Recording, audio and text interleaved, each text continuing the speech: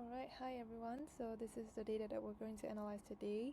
This is in table format, comprised of some clinical readout together with lab generated results. And I've already dropped here the data that I'm going to analyze on Drylab and prompt in that I want to study correlations between the clinical measurements and the antibody level, which is the one that I derived from the lab. So here Drylab is coming up with the workflows and calling in tools that it requires.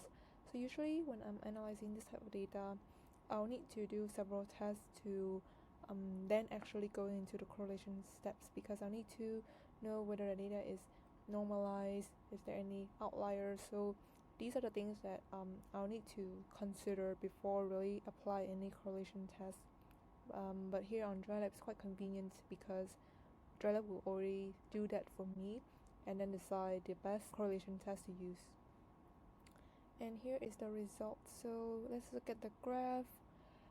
We can see that it have plotted quite nicely, and I can just appreciate the trends of these clinical measurements with the antibody level. Here is say that the sample size is quite small. There could be outliers, and there are some negative trend with the CIMT and also a biological interpretations as well. The plot is ready to download, and skimming through, I'm not seeing any measurement that is statistically significant because all the p-values is larger than 0.05. But let's just ask Drylab to summarize for me. Like, say if I don't want to skim through, but I just want the conclusions. So I'm gonna ask which measurement is statistically significant in this data set.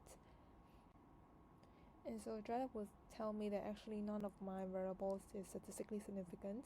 The closest was BMI, which I also noticed just now, whether P is slightly higher than 0.05, but still again it's not hitting the significance level that it's required, which is quite common for especially clinical data. And that was quite fast using Drylab to analyze under 2 minutes.